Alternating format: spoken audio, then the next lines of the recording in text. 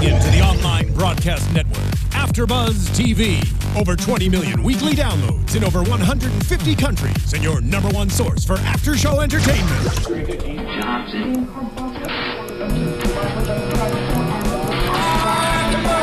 AfterBuzz TV, the destination for TV superfans. Producing aftershows for over 300 of your favorite TV shows, interviewing celebrities and showrunners, and bringing you behind-the-scenes exclusives. All thanks to E! Entertainment's Maria Menounos, producer Kevin Undergaro, and internet leader Akamai.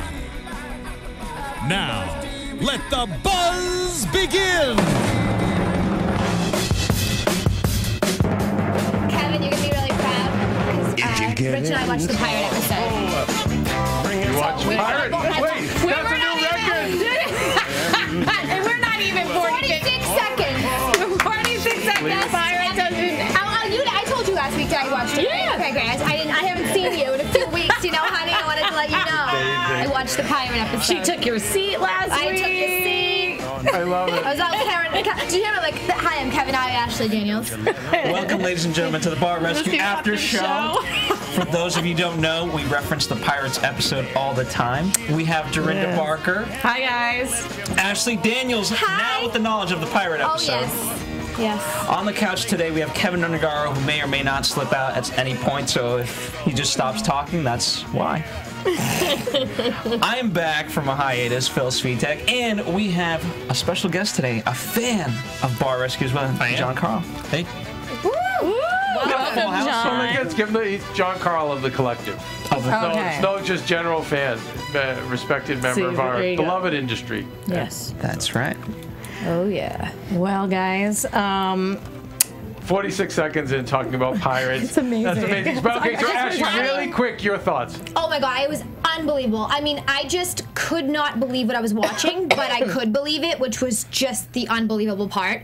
The fact that, what was his One-Eyed Pete. Well, it's One-Eyed Mike. One-Eyed Mike. I mean, he's like, what other job am I going to get in life that's going to be like this? There's no other job in life that's like this type of job for me. Where else am I going to fit in? By the way, I mean, it was sad a little bit. We have an employee here, Josh, and I won't say his last name out of respect just yet. Maybe by like another episode we'll reveal who he actually is. But he saw the pirate episode as well, and he felt bad for the woman. I forget her name at this point. But he was like, why couldn't he just let her be a pirate? And so we're going to put him on trial later on tonight. So, you know, Josh seems like a nice guy, but then there's people who can run businesses, and then there's people who help the people run businesses. And there you go. She was delusional, and he was crazy, the husband, the cook slash husband. I mean, they all were. They were all. They was out of his. They were all delusional. They were all delusional. And the bigger point with Josh was that he likes the show, but he doesn't like how John yells at people. And I really want to talk to him about it because I think it's the generational problem of everyone gets, like you were saying, Dorinda, everyone gets, this generation of everyone gets a trophy and no one having to answer for anything they've done wrong, and everyone needs to be coddled and helicopter parented. And at some point when you get into the real world, it's not going to play. So John's doing you no help by coddling you and telling you everything's fine and play pirate and these guys tonight, sure, let them. I feel bad. These motorcycle guys are coming in here. Well, let them just do their thing. And I'm sorry, you're homeless. No, he had a. How's that working out? Did you guys see Whiplash? Exactly. How's that work? Thank you, John. Yeah. How's that working out for you? If you see the movie Whiplash, which is incredible, it focuses on a similar theme in that a person has the teacher, how he yells a lot, but he gets his point across, and that's why these people are the smartest, most incredible drummers or any type of instrument. Dorinda's pointing at me because I yell a lot. I can't help it. But that's so the whole theme of that movie, and it just so it reminded me of that. But that's how you're going to remember things, and that's how you're going to. My best teachers were never the ones who were like, "Oh, you're so great." They were never those teachers. It was never those teachers. I didn't win awards. I didn't win anything. It was with the teachers who were like, "No, you're doing it wrong. Let's figure this out. You're going to do it right, but we got to figure out what you're doing wrong to make sure that you get it right." Exactly. To be fair to John Taffer, he does actually he prefers to teach. So like with me, he'll teach, but he doesn't have that time on Bar Rescue. But I want to get your thoughts. You've seen the pirate episode. I've seen the pirate episode. and the one thing it reminded me of is some of my past is I worked at World Wrestling Entertainment, and John Taffer screaming at somebody is the exact same as when you have ticked off Vince McMahon when you work there. And I had flashbacks during that episode of one time when I had done something that Vince needed to correct. So it works because I never made that same mistake again. That tallness and girth like John has. The two of them could go head to head, and it would be the most amazing screaming match I've ever seen in my life. Oh, that would be awesome. All right, we've got a complete different direction in tonight's episode. Let's first of all, before we introduce Josh in a minute, we should just get in real quick about the episode. It is season 4, episode 3. Episode 3, Schmuck Dynasty, which was aptly named. And what we saw, and I'm going to talk about what we saw in the recon and everything, and then we'll go into you, Josh. Which, by the way, what happened in the recon is very reminiscent of what's happening right now, where just anyone does what they want. It's a free-for-all. No, it's not. That was incredible. I've never seen anything like that in my life. This bar, there's the 3 brothers. There's a pair of twins and a brother, Stu. So Eric and Steven are twins. There's Stu, and they own Rhythm and Blues on Staten Island. It's the 5th borough of Manhattan. And there, 73% of the houses are over $600,000 to over $1 million. 20% at over $1 million. No, 73%. Yeah, but then you're right. The percentage is 20% over $1 million. Yes. Okay, you're right on that one. And these brothers are now $700,000 in debt. Losing $8,000 a month. Yes, and you know what? I think they were lowballing it. If they're $700,000 in debt, they had to be losing more. And on top of that, in Staten Island, there's 55,000 people on this little it's not a little island, but I grew up across the Arthur Kill from there. Well, there's 28,000 in the Richmond County. But that's it was just smaller. Yeah, exactly. And so now they have this bar called Rhythm and Blues. Brews. I always, the whole time I've been calling it Blues, I called it but Rhythm it's and Brews. I was way off. They have this bar. It started out as a music bar and was doing fantastically well. They were averaging $80,000 a month. That's amazing. That truly is amazing. So they're averaging all this. Now, in 2009, this biker gang comes in.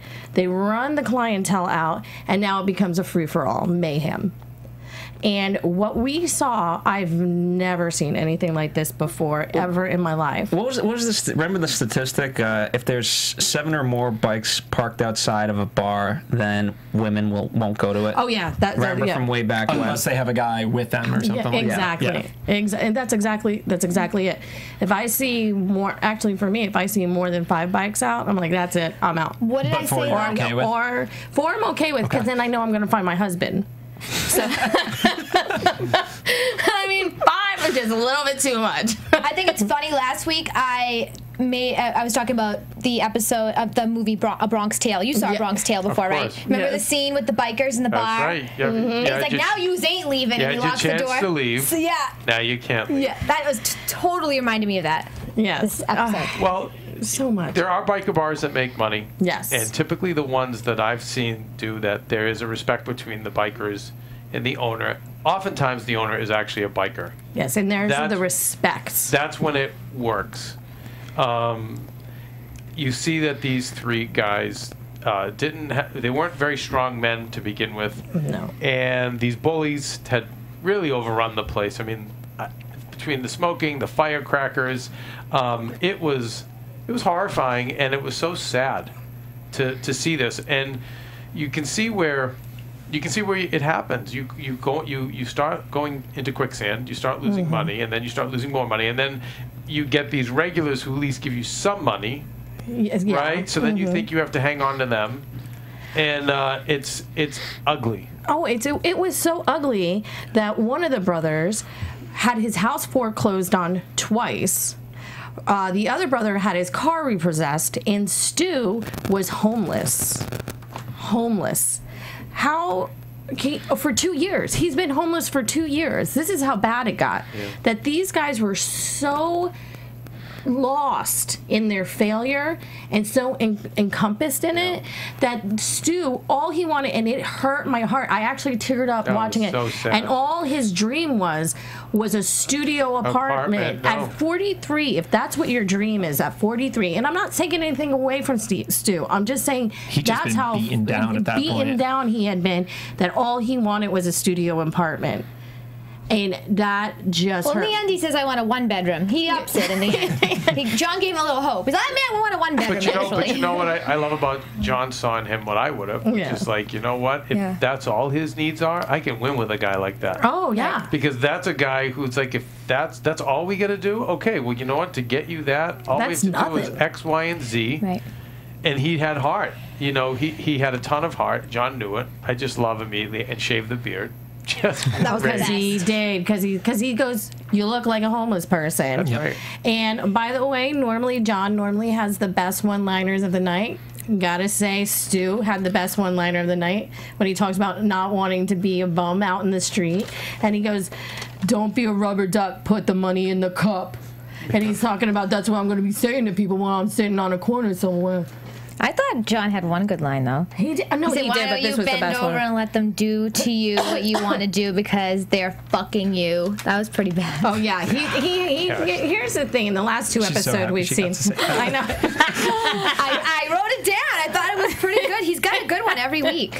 But the thing, like this week and last week's episode, John had to talk to the owners in a certain way to get through to them. Because he had to talk to the owners last week almost the same way. You know, not to jump too far ahead, but he got to a point, he's like, I've done this to you, nothing is going through. How do I get through to you? Well, I mean, what we see while the recon is going on is no joke, something I've never seen in my life. People walking into the kitchen like it's their kitchen, going into the freezer with their bare hands, grabbing mozzarella sticks and throwing them in a fryer. Then we have them pouring beer behind the bar, and the owner's like, can I help you? Can I help you bring it to your table? He's like, no, I got it.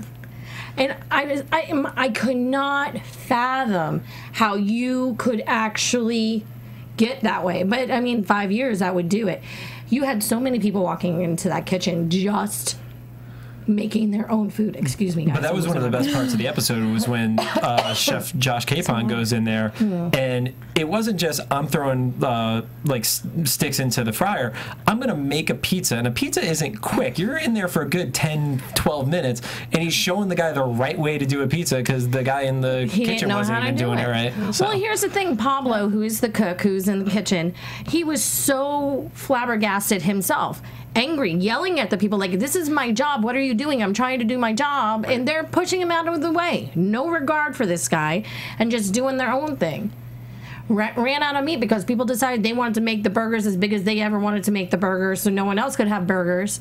It was just amazing. So Chef Capon's wife goes in for the recon, and he was like, I can't believe my wife is going into this. And then Tapper's like, well, I've seen my wife in the worst. And Capon goes, I know. Exactly. That was the best. He goes, I know. So as they're there, Chef Capon walks in. He makes the pizza. As he walks out there, he goes back in. Somebody throws something across into the bar, and it's firecrackers. Lit firecrackers. I can't even believe Have you ever seen anything like that in your life? Those people could have been so hurt. You don't know what could have happened. And so, was it you who said you thought it was a bomb? I did think it was a bomb. Just for a second. What the heck are you gonna think? And the way John reacted, he jumped out. Oh my god! I don't know. That was an amazing John Tapper reaction, though. It was scary. I got scared because he was scared. And so he went in and just couldn't believe what he was seeing because there was just so much going on. And the bartenders weren't bad at all. They just had no control over anything. No one had control. The inmates were running the asylum. Yeah. That's exactly what was going on. So we have this all going on. Makes his own pizza. Oh, what about the freezer? The fiberglass, yeah. First of all, I bet you, I don't think John was far off when he said, it looks like somebody's been sleeping on this. And I bet you Stu probably slept on that thing. Probably. And I'm not trying to call him out or anything, but we saw where at the end where he was living. So I wouldn't be surprised if one night he was in the bar, got really tired, and couldn't make it downstairs to the basement. Or if they didn't have the couch at that point. Exactly. Yeah. And because when you opened up the freezer, some of the fiberglass was gone, so you know that stuff is just falling into the food, and the people are just going in and taking it anyway, and they're eating it. That's horrible. Horrible on so many levels. So we have that going on. The pizza looked delicious, I have to say. The pizza did. The pizza that they brought to John's car looked delicious. It looked so good. So the ingredients weren't all bad. No, the gravy didn't look that bad. The cheese didn't look that bad. Even Capon said, "I want the oven." He goes, "That oven was great." He goes, "Most people would want that." He goes, "I want that oven." So their stuff that they had to work with wasn't awful, except for the freezer and certain little things. But John walked in there like gangbusters once again, yelling and screaming and telling them, "You need to shut this down. I'm going to give you 5 minutes to shut this down." And nobody was taking them seriously. Once again, like, look at him like, "Who do you think you are?" Like, he's like, I would be like, I pay the bills. This is my place. You need to go. But no, these guys, nothing. They were just, you gotta go. That said, they did clear it in 6 minutes. Yeah. And clearing any bar in 6 minutes from working in the industry is still pretty good. That is pretty good. Especially those guys. Yeah. You know what they should have done? And this is what I used to do, especially in New York. Throw firecrackers? No, I would put on gospel music. What? And that would clear a bar out like no one. Exactly. And yeah. Bless me not, O gentle Savior. That gets anybody out of a bar. It worked. It did. That was 2 minutes flat. Oh my god. We were like, That's what's happening? Right there. Oh my god. So we come in. John comes in the next day, actually, because they leave. Because the recon was the longest thing. Yeah, they spent a long time there. Yeah, in which they had to, because I've never seen anything. We've never like seen that. anything like that. Nothing like that, and I don't think that I don't. Where's the rest of my notes? Before you get to the next day, can I say the one thing that offended me the most? Listen, I'm a good Catholic I'm speaking girl. the gospel right now. This doesn't make me want to leave. I want to stay. It's calming. But being from the Northeast and growing up in Connecticut, right outside of New York, I was offended that they had somebody making pizza that didn't know how to make pizza. Like, that was the worst thing to me. That was the absolute worst. I mean, at the end of the day, you and I did admit that it would still taste good regardless. Yeah. It's going to go in your mouth, you're going to chew it. It's, whether it's cheese and then gravy then the cheese. Yeah, but it was but a it's sin. still It was not. a sin. It's still technically New York City. Yeah. Like, that's not okay. It's just these guys just gave up. Yeah. No, and they were, Look Like, at I them. forgot They the were, gravy, three of them, whatever. plus them, were broken. Yeah, and then Sad. so John comes back the next day. He's talking to these guys. They start looking. First of all, they start looking at the problems, and it was the filthy, even the glass freezer where they kept the glasses. And they had the glasses upside down. Yeah. So where your lips would touch was on the yellow snow, as we'd like to call it, and it was disgusting. And and the way. Oh, what about the bartender and how she shook the drink? Yeah. Oy vey. It was awful because she used the bottom that she had her hand on that was actually on the bar, and she was shaking it and then getting rid of the drink onto the glass, straining the drink with the bottom. That's disgusting. How many germs were on that? And like the cringing. I was cringing watching her do this. But here's what I liked the fact that they accepted responsibility. They didn't know what to do once they accepted responsibility, and that was their biggest problem. You know, that came later. But because most times it'd be like, "No, that's not dirty," and they were just like, "Oh, "Yeah, wow, no, I screwed up." Yeah. Oh yeah, but they come in and John's talking to them. He's talking to the brothers like, "You got to get this together. What is the problem?" And then Stu gets so angry at himself, at him being a failure in everything. And once again, I teared up again. This guy, all he wants is to make sure that his brothers are successful, because it's really the brothers, and then Stu came in, and they just want to make a success, but the other brothers don't. They still weren't getting it. Even the way they were looking at John, it was not even computing at all. Okay, thanks. But the other problems with the filthy, the dumb bartender. She's reading my notes. What did it say? What's it say? But the filthy freezer, the dumb bar, and then the old food is all of this is true. We talked about it. No, because I don't want to say.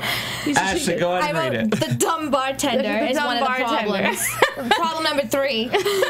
Well, yeah, that's true. And Got it. but yeah, but at the end of the day, the bartenders weren't bad because even It was such a greater problem. It's always the head of the snake, Yes. and they had no confidence whatsoever. They didn't No. even see where the problem was anymore because they were so far down where they're at. So we go into Kate Gerwin is our bar person. She was a sommelier at 22, which is actually anybody who knows anything about What does being that mean? sommelier, a wine expert. Got it. Certified at 22. Yes, yeah, certified. They get you drunk. Like the whole part of being a som, like the most difficult part of that entire thing, aside from studying, is the fact that you have to drink all day and not get tipsy and still be able to walk back in that room and answer questions about the wine you're tasting. Yeah. And that's an all-day job. So you just got to build your alcohol tolerance. Lots of Russians and Irish. Or Somalians. Exactly. Right, exactly. Our people. Josh, you said sommelier, not Somalian. I said sommelier. I did not say Somalian. No, Come you on, didn't. give me a break. Singular. But For I am the sommelier. captain now. oh god.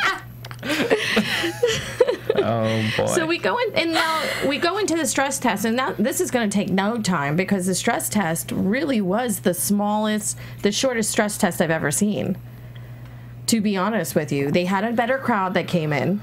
I will give that. They had a better crowd. They didn't want any bikers in. John said no bikers. They had He said- basically that one goal: no bikers. No, that was and they the- failed that. Like if on you get judged on so many criteria, and obviously we saw the breakdown of all of that. Yeah. All right, who's got a cell phone by the mic? Because that's what I that think is. it's Dorinda's. Put it like in Oh, the it's your bag or okay, something. sorry.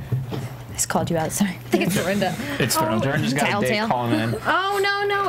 We might have Don't a caller. lie. That's why. Don't And call.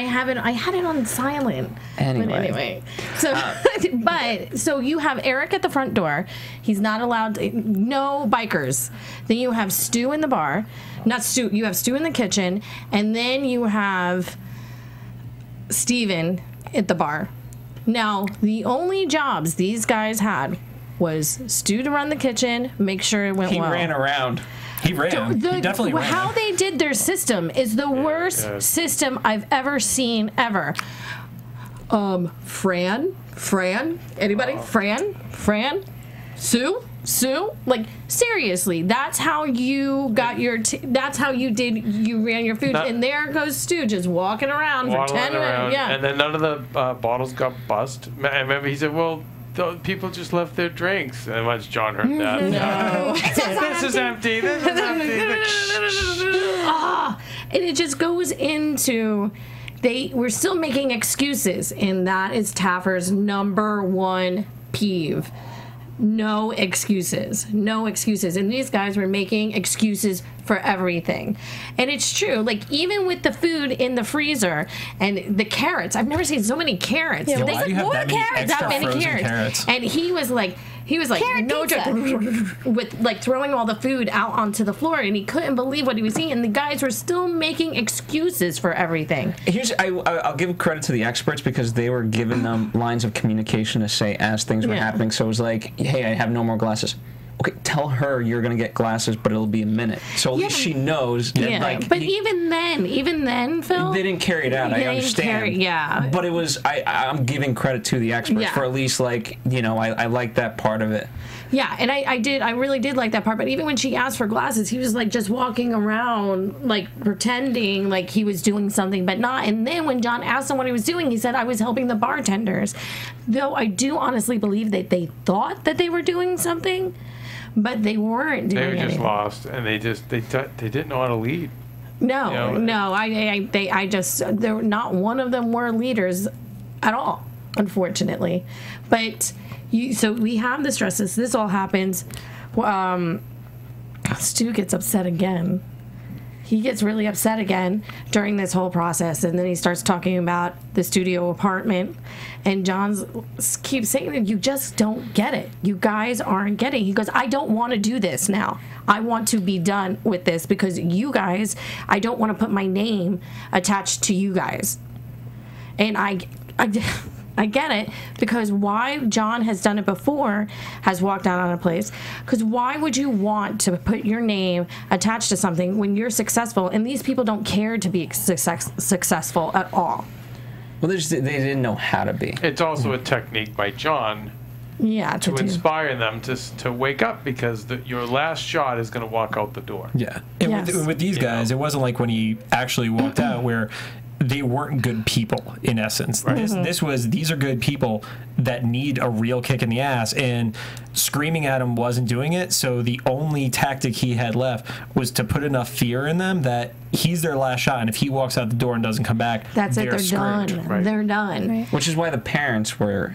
That was a amazing. Great strategy. That was really amazing, because you don't want to be...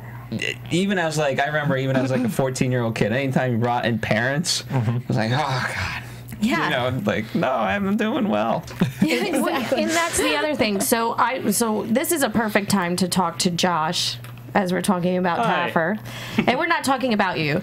But the thing about, I know that you feel at times that he's a little bit of a bully, if that's the case. I think that's true. First of all, I want to say hi. This is my debut on AfterBuzz TV. Except for that time I walked in front of the camera. There you go. Yeah, you know what? I haven't watched the episode in question. I wish I had. All I'm getting is that this is a biker bar where bombs are going off and there's a dumb bartender. Sounds terrifying. All my notes. I watched the season premiere to this season, the one with the bugs of the glasses, and I watched the infamous Pirates episode. And yeah, my impression for both of those, and I think especially reinforced from the Pirates one, is, John, obviously he knows what he's doing. He's done a ton of these things. He's got a lot of good ideas. But I think he can definitely be a jerk.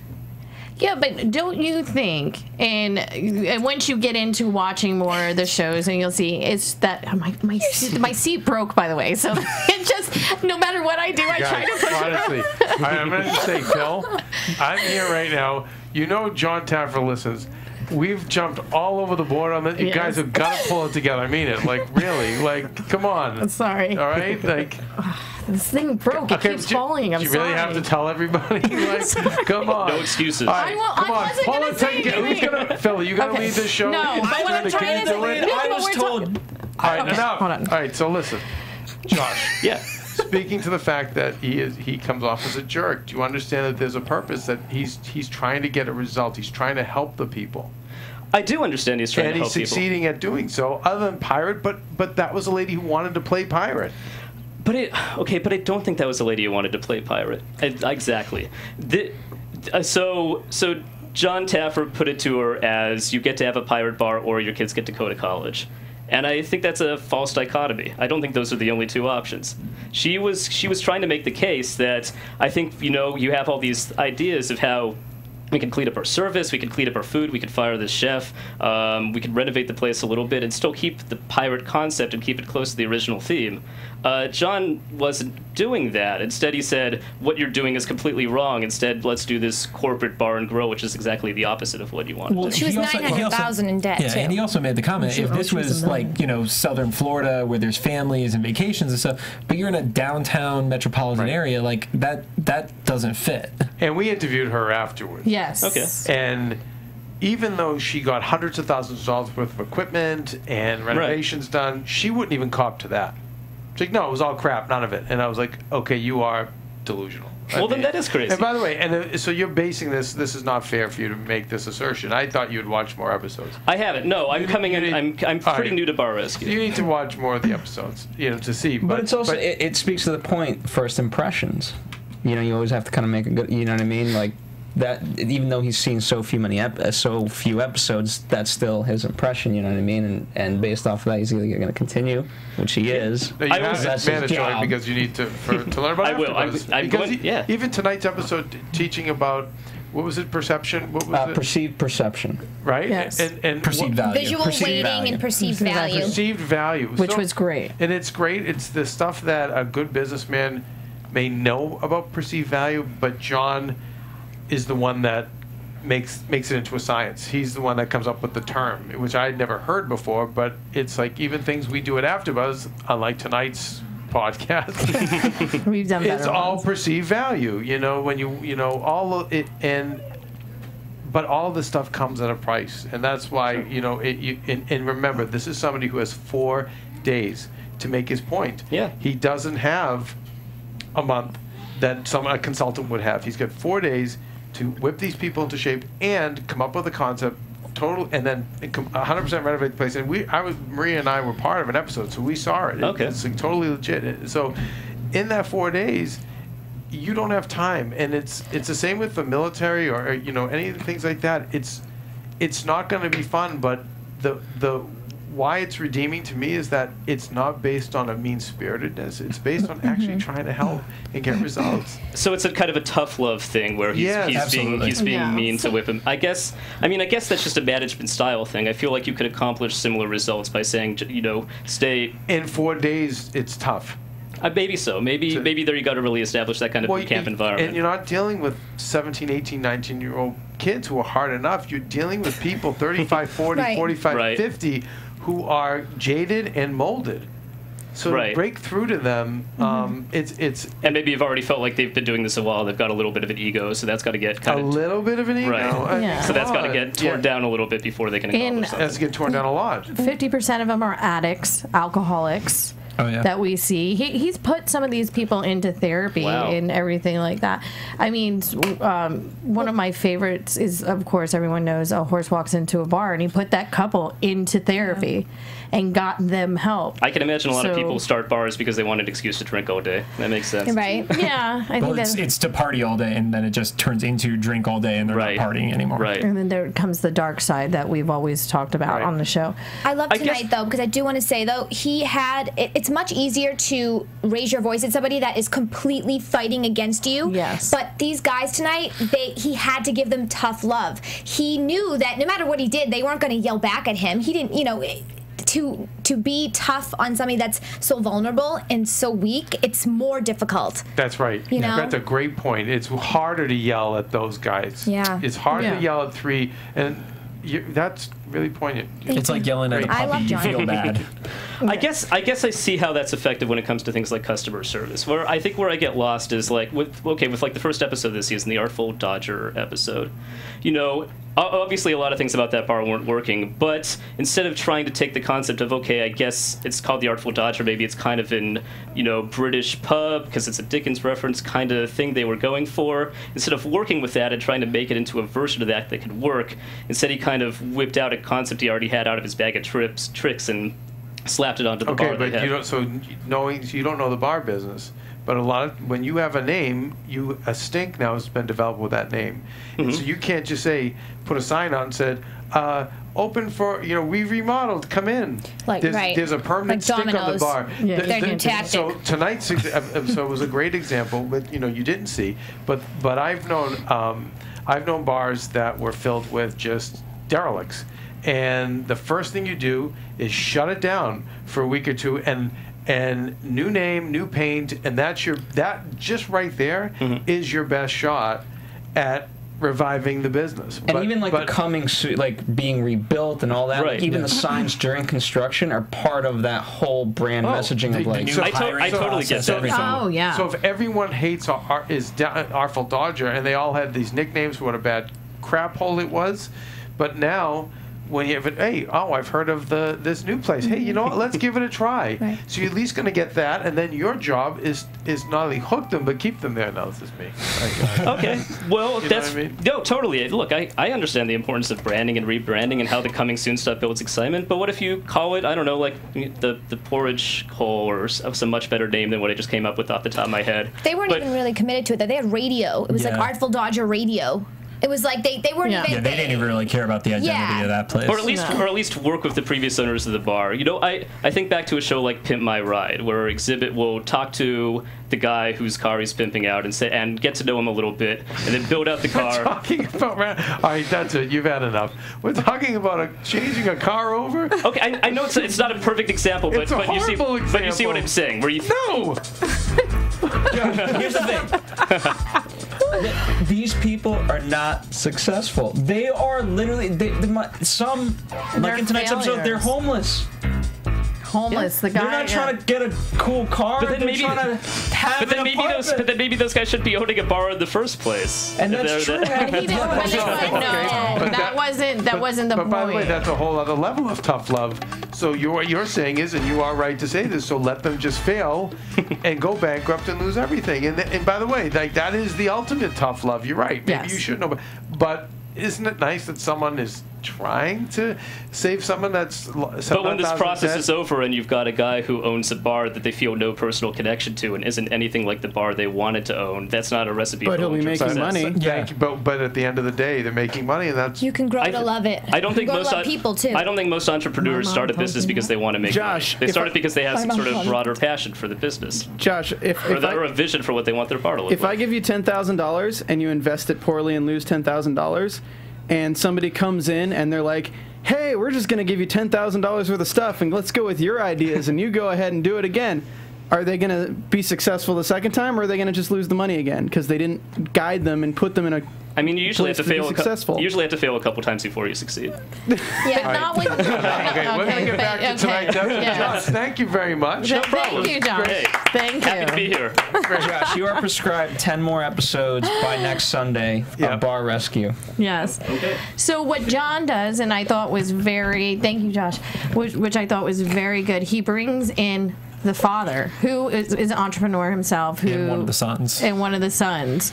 And I thought that was really... He knows how to do things. Like last week with the boxing ring, this week with bringing the father in and telling him, this is what's happening. Your sons are $700,000 in debt. Your one son is homeless. First of all, how the dad didn't know that he was homeless for 2 years? How do you know? Well, that's a whole different story. It's a different thing. You can get really good at hiding stuff like that. Like, exactly. Here's the thing. If I was that embarrassed and like I literally, and again, that's where the weird part is. Rather than put it into being successful, now my strategy has turned into, okay, how do I hide the fact that I am a miserable failure at everything that I do? Right. Well, you have to. Okay, here's the best thing about understanding that you're a failure, because once you're there, you can only come up from halfway there. Yeah, you're already because you get it. All right, I'm a failure. I failed at what I'm doing. If you don't want to say you're a failure, I failed at what I'm doing. How do we make it better? Because this can, just like Stu said, I can't keep going on like this, and that's what he said. And then they take everyone downstairs to see that Stu has been sleeping on a couch, and that in the basement of the bar. And the son is there, the father's there, and you see the look on the father's face. Just couldn't believe that his boys have come to this. This is what their life has come to. And I like how John and they all talked about it, and they're like, let's get rid of the couch. Let's start with this. And because Stu starts beating the couch up, he's letting out his anger of this whole situation that they're in. And because he's like, I'm a failure. I let everyone down. I'm homeless. I'm all of these things. And he beats up the couch, and they said, let's just get rid of the couch, which was perfect. Well, he literally had nothing left to fall back on then, because he still had the couch. If you don't have the couch, you're sleeping on cement, so you have to make it work. Which, in the beginning of the episode, he was sleeping on the floor. Right. He was sleeping on the floor with a pillow was his backpack. His backpack was his pillow. Just another great Taffer technique to get rid of the couch, but then have them all do it together. Exactly, because then it becomes unity. Then we're doing this together. And it's not just you, it's all of us. Which is perfect. And every situation he goes into always seems to be the right situation. He assesses the situation and brings in what needs to be done. And the couch was a metaphor on so many levels. So then we go into... So was the drink, not the drink. I like the three brothers. Yeah. Oh, yes. Yeah. Yes. She did a great job with that. She did it was Bullet, Sour, 3 Cents Sour, and was it Shiraz? And no, Cabernet, and a Cabernet, and that was fantastic. And I thought she did a fantastic job with getting that all together, and then bringing in the wine, bringing in bringing in wines, and then having at 321 has it on La Brea, where you can pours the perfect glass of wine, which was fantastic. So you had all your wines were on lines. So you were never pouring too much or pouring too little. It was always giving you the perfect amount of pour. And then what Josh Capon did with the flatbreads, which was fantastic. So you had flatbreads. Then he showed the tiers. That was so genius. And that was another thing when John was talking about perceived value. Exactly with the chairs. Yeah, the tier, the tower. So now you order I'm more. in. That looked like $100 to me. It did. I was. Oh my gosh, it looks great. It really did. Exactly. So now you have these tiers, and they're right. Once you see one of those tiers come through, there's going to be someone else who's like, I want that. I mean, not for nothing. I want to go to a restaurant that has that, because the biggest problem everybody has is when we're splitting appetizers. It's like one plate gets put in front of me, one's in front of you, one's in front of you, one's in front of you. But if it's all in the center, and then we actually get to share it and try everything, a poo-poo platter. Exactly. Like it's actually sharing done right. All you LA people, do you know what a poo-poo platter is? I do. I know. You haven't been to Kowloon? I'm just kidding. Wait, so you have sharing, but this one turns. Yeah. Oh, yeah, because you get the table that goes like that. The Lazy Susan. They call it a Lazy Susan. Yeah. So this gives you more like table space too. Exactly. Yes. Totally. So you have that going on, and then the chairs. I thought the chairs, that was a great example of this perceived perception, because you see the wood chairs, you're thinking that they're heavier because they feel heavier, but next to that flimsy chair, the wooden chair was actually lighter. I think by 5 pounds. Something like that. By 5 pounds. But it looked so much better, but sturdier. And John's right. You go into a place that looks nice, then you want to pay the prices. Then you want to feel like you're in a place where like, okay, this is worth what I'm going to pay. But you go into a place that is serving you out of a plastic cup and you're charging $10 for a drink. Get out of town, because I'm not going to do that. In what they were doing there was great. What's really interesting is when you see how he applies one bar science in a particular spot and then another bar, it's completely opposite. Like Swanky Bubbles, for example, like I remember he specifically said we need to get rid of these chairs with backs on them because it was such a small type bar that you needed people to be able to turn around to have interactions, whereas this wasn't designing it to be a young, hot, like I'm going to pick up somebody kind of spot. It was a more casual, I'm going to go sit at the bar with my date, and her and I are going to sit next to each other and share food. We don't need to turn around to talk to other people. No, because the median age was 42. Yeah. So you're at 42. You don't want to deal with what Swanky Bubbles. Swanky Bubbles actually did close, by the way. Yeah. It's actually closed, but R.I.P. But it's true. R.I.P. So so all of this is going on. Then they did the reveal, which was Fifth and Vine, and I have to tell you, I loved the name. Me too. Did you? I loved it. I thought because it gave it class too. Because there's Off Vine here in Hollywood. Yeah, Hollywood and Vine. Hollywood. It just makes. Yeah. First of all, you'll know where it is. You won't forget where it is. And second of all, it just gives it's instead of Rhythm and Brews, which already gives to like. It feels divey. Exactly. Yeah, and this does not feel divey at all. And I love the coloring once again, like he did last week with Soyo. The wood and everything. With the wood, this was cherry. It wasn't going to bring in that crowd anymore because it was bright blue and yellow. That crowd's not going to go into a place that's bright blue and yellow. Of what their perception is. This with the red and like the off-white and it being very, even in its own monotone but classy way. And did you even notice the one treatment that it happened a little bit on the outside sign, but it was really prominent on the inside one, is a lot of the signs involved cork. Yes. I didn't see that. Yeah, if you looked really closely, because it's a wine-themed bar, there was a lot of cork incorporated into it. Yes. I gotta go back and watch that. But I didn't see that. Yeah, That's awesome. It was great. And just the look on their faces when they did the turnaround was worth every moment. So they go in, they see everything that's going on, and the brothers, Eric and Steven, are dressed in suits as well as the way it should be. Yeah. Which is, they could have, like, let's say, due to demographics, they had to continue beer and kind of be like more of a dive bar. this, like, to go from basically being homeless to now, like, wearing a suit every day.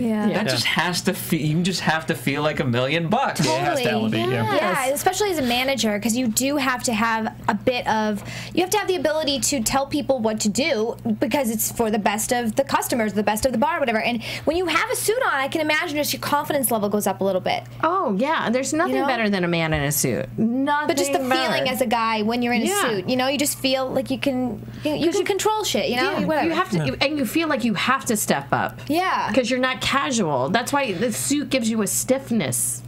And it's true. That's Does what it? I don't know. It Do you does. guys does it? Yeah, it gives when you you. when you wear the jacket, you have you sit Yeah. back straighter. Yeah. Do I'm in you? a t-shirt right now, so I'm slouched over. So. I don't wear the suits because given everything that I do and I run around too much, like it's not practical for me. Right. But otherwise, But if, when you are in a suit, do you feel? But you don't need the suit. but when you can do be wear authoritative suits. without the suit. Get, Yeah. you know? Does that an come art off form. bad? Now it did. Now that you said that. There you go. So here we go. They're at Fifth and Vine. go. They went back 6 weeks later. Oh, the pianist. Oh, yes. That was awesome. They were known for, in the beginning, when they started their bar back in the day, for music. So they have a pianist or was it more of a jazz? I don't know if the theme was more jazz or whatever, but they had someone playing music, which I love too. So it gave it even more class with that. And everything seemed to be working. And 6 weeks later, and this is the best part, and this is, I think, the best turnaround, per se, 60%. And I don't think we've ever seen 60% before. I don't think so. Because I would that is normally, really high. yeah, it's Yeah, that's really huge. high. I think the most we've seen is 40%. This is the highest, and it's 60%. Well, of course, you don't have the biker gang coming in and taking all your profit, and you're not getting any profit. 60% is amazing, and I just pray these guys get themselves out of debt and they become successful again. I really do, and especially when you see a family working together, you don't want to see them all go down the rabbit hole together. You want to see them all pick themselves up and become something again. I do want to go to that place when I'm home in December. Yeah, I'm thinking It's the not same that thing. far. Yeah, it's not that far I'm East from. Coast too, so. Yeah, it's not that far. I'm not joking. Carteret is right across the Arthur Kill. It's like go. right there. I would You love. know the travesty is we haven't gone back yet to the one we took part Oh, the in. Blue Agave Yeah, no, that's not Agave Junction. Junction. Yeah, Agave I Junction. always call it Blue Agave, and I've been corrected so many times. But yes, it's Agave Junction. So, guys, this is pretty much the whole show. And The hug was great. The I have hug, to just say, yes. that hug The hug was great. beautiful. but It was. yeah, I loved it too. It was so wonderful. He's like, "Come on, hug." I mean, all these big grown men, they're like in little like hugging. Like it was just so. Ashley comes for the lesson, stays for the emotion. I one tear Phil fell. and I had tuned out at that point already. Like, oh, it's okay. My It's over. DVR tuned out, so I didn't see the hug. That was my favorite part. I love Johnny. Well, that's teddy bear. girls So sweet. and guys. And there's the difference. So I think that's about it, guys. I mean, you guys have anything? Predictions. We don't really do Lula Cherry predictions. Films. Is that you're still your- Yes, it's still on my Twitter. As I'm at Lula Cherry Films, and also Instagram at Dorinda B1. Miss Ashley Daniels. I'm at Ashley Daniels on Twitter and Miss Ashley Daniels on Instagram. And is it the John Carl? The John Carl on everything. So I make it easy. Nice. Oh, see, yeah, That's what I'm I got working it on now. consistent. Yeah. It's always the best. Don't you hate Yeah. it when you can't get that one? You're like, oh. Yep. Yep. Anyway, And if you like wrestling talk, follow me on there because I'll usually talk wrestling on Twitter. So. Will you come back and visit us? Please, You're a you're so fan. cool. Well, I work with you guys now, so I know, but that means there's no excuse. I know. All right. Yeah, All right. definitely. I would love to come on back and have fun with us. Normally, we don't go off the rails like this, like we did tonight. I've watched the content. Don't Yeah, worry. I know this isn't the standard episode, and I was worried I screwed it up. So. No. I think because we started with pirates off the bucket. It was my fault. Yeah, no. It's just like I got so I had excited to fill about Kevin it. in. I hadn't seen And it. then when we said we were going to bring Josh in, and I think that's where we really went off the rails. I think he's going to keep playing the gospel music for. Till we shut up. Exactly. anyway, we'll continue our Where can we conversations find you? off AfterBuzz TV, Facebook, Twitter, Instagram, all that fun stuff. And welcome back, Phil. Yeah, you know. Yay! Yeah, we're happy. Phil decided to be a little not world traveler. You went home. Yes. So and Music's killing I was forced out anyway. see. See, if this is not going to get you out of a bar, this is going to make you run from a bar. If you're drunk, you fall asleep. Yeah, right? It really depends what I'm drinking. 3:30 in the morning, you put this on, they're like, ooh, especially on a Saturday night. All right, guys, we'll see you next week. Bye. From executive producers Maria Menounos, Kevin Undergaro, Phil Svitek, and the entire AfterBuzz TV staff, we would like to thank you for listening to the AfterBuzz TV network.